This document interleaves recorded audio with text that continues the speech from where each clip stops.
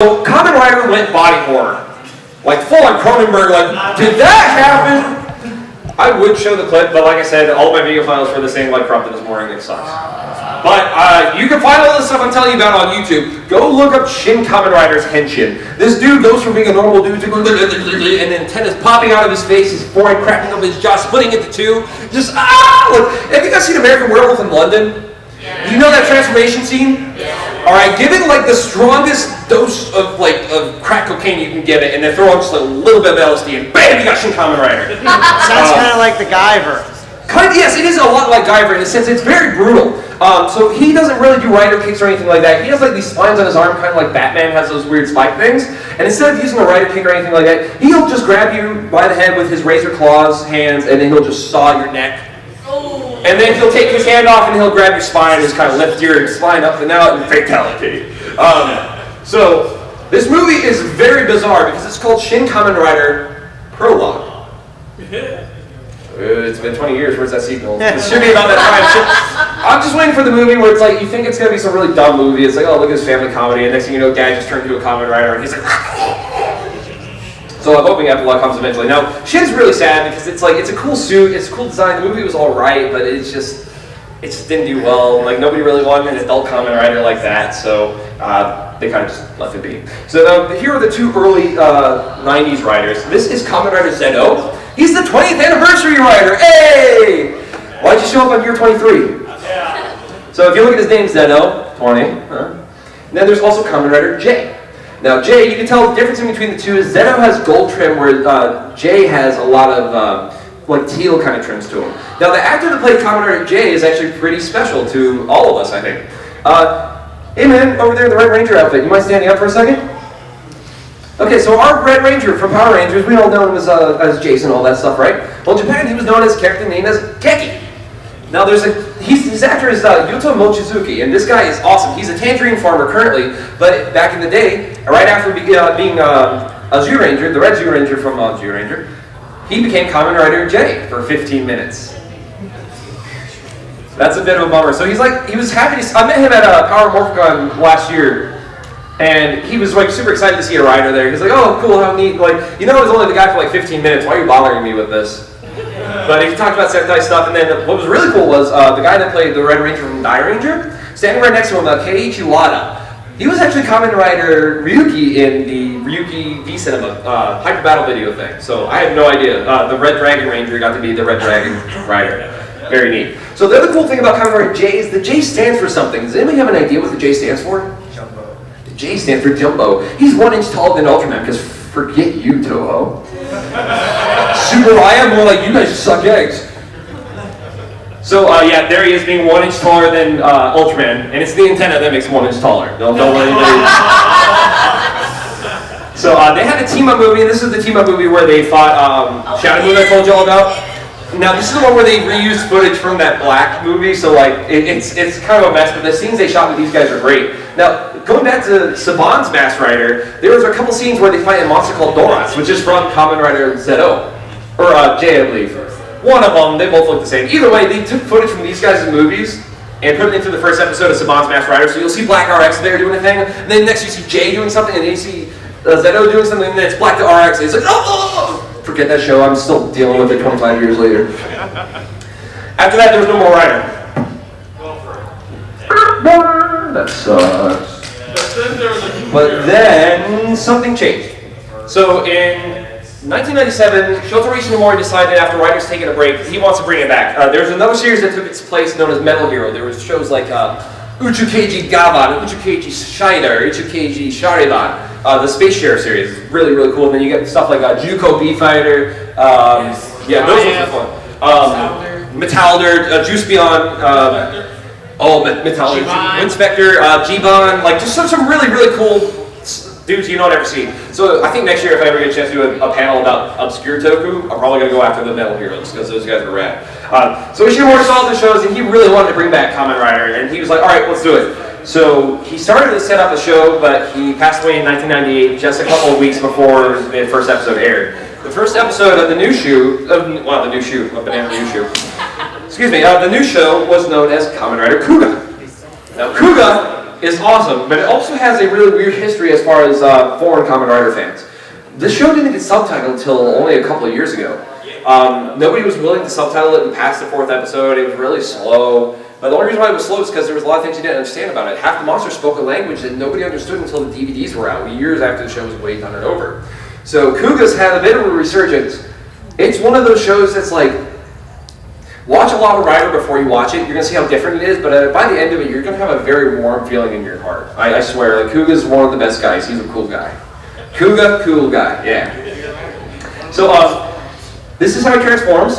And it's the first time we use CG in Kamen Rider, so it's a little bit goofy, but it works, kinda. So he also is a rider that has multiple form changes. So this is him in his mighty form, and eventually he gets a bike known as the Goron. So he gets like a regular like dirt bike kind of thing, and they find like this horse armor that shifts itself into a giant beetle. It finds him, goes over the top of him, and lands on his bike, turning into this giant battering ram with horns on the front. It's really rad. Yeah, what a cool guy. So here's all his multiple forms. Now, the top row are all his base forms for all these. There is Mighty, Dragon, Pegasus, and Titan. Now these ones down here are all rising versions of it. So what happens is, some point in the show, he dies, kinda.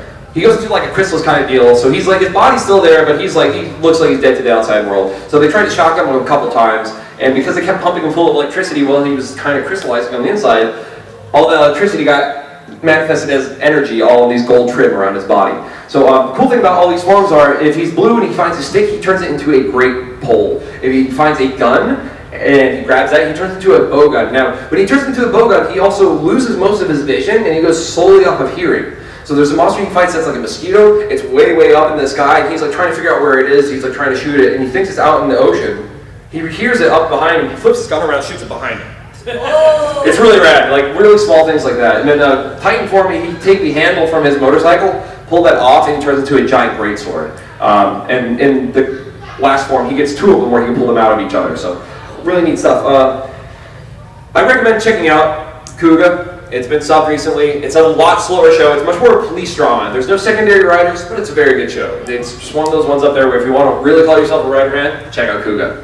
Now this is Agito. I finally got to finish Agito earlier this year. I friggin' love Agito. This is great. This show taught me about cooking, amnesiacs, being a klutz, how you not to grab tofu with chopsticks, smooth poops.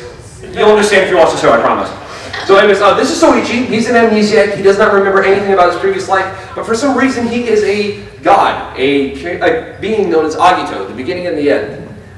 So as the show progresses, he gets a whole bunch of different forms, and he has to fight these things known as the Lords. The Lords are trying to prevent humans from ascending to God, essentially. They don't want them to become more powerful. They want to keep them in check. So Agito is here to protect us and help us move forward and evolve.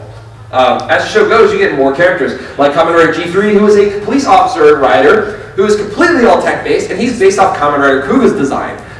They even refer to him as being designed off of Unknown Life Form number 4 from Kouga. So the guy right there in the middle with his hand up, high five buddy, that is Gills, also known as Kamen Rider. I'm gonna need to scream right now. So, yeah, that's like one of my favorite scenes too, because this guy, when he does his kick, he has like these spikes on the back of his heels. So he brings his leg like right up here, so it's like a perfect 180 with his legs. He digs his heel into the guy's shoulder and just rips him apart from front to half. And they do a split with like glowing lights and stuff. It's really neat. Now, this guy on the far right, that's another Agito. I gotta tell you, this dude is one of the coolest writer characters ever. He unfortunately passes away in the show in a really bizarre and kind of very abrupt way.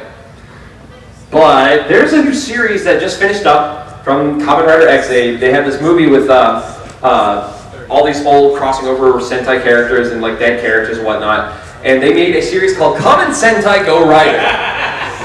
What? So in Kamen Sentai Go Rider, the guy that played Kino, the guy that was another Agito, reprised his role, and they made him a brand new suit, which is really rad because that suit over there is already really cool. The new suit's even slicker, it's even tighter, and it's great to see this guy come back and reprise his role. And he's even like, yeah, I died like a punk, that sucked. So the little things in these hyper battle videos and things they don't usually subtitle are really meta, and they're a lot of fun to watch, I promise you. So we're gonna move along to Kamen Rider Ryuki. Ryuki is a weird one. I watched it a little while ago too, and it's not a bad show, but it suffers from tatakai and like I think tinnitus, just lots of kind of sounds, and yeah, it sucks. No, the show doesn't suck, just the sound sucks. Anyways, this is a rider show where they have multiple riders, and they transform by taking these things known as advent decks. They make a contract with a monster, they hold the deck out in front of a reflective surface, they get a belt, they put the deck onto the belt, and then they get to jump into this mirror world and fight each other. Everyone's trying to fight to the very, very end. The last rider standing gets to make one wish. And usually what happens is the one guy that started the whole thing ends up jobbing everybody, and then starting the whole thing over, because this is fun. So I'd recommend Ryuki. It's a fun one. If you want to see the first rider series that has stupid amounts of riders, I would check out Ryuki because it has 13. So some of these may look familiar to you if you were watching CW TV probably about 5 or 10 years ago, somewhere in there. This was the second series to be adapted to an American series. This is also Kamen Rider Dragonite. Love that show. So Dragonite is a literal translation of Ryuki. Ryu is a dragon. Ki's in the short way of saying night, so Ryuki. What they did for Dragonite, though, it was made by the Wang brothers. Who here knows about Steve Wang? Anybody? A couple of y'all, okay. So let me give you a lowdown. Steve Wang, you may know him as the guy that made the 1989 Batman costume. You may know him as the creature designer and the creator of the Predator. Like, you know, your old ugly soul, yeah, that way. Anyways, so he's a really, really great designer, and he used to love watching Kamen Rider when he lived in Hawaii.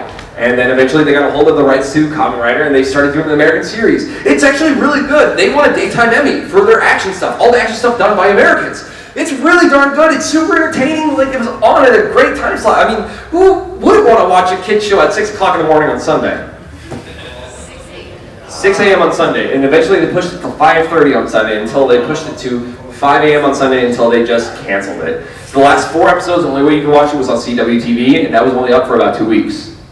So just recently, Hulu has uploaded every episode of Kamen Rider Dragonite, so if you guys want to check it out, I highly recommend it. It's a really cool way to see how they took footage from Ryuki, but repurposed it in a way that isn't just like Power Rangers, where it's like they kind of do the same story. This show is very vastly different than anything Ryuki was, and also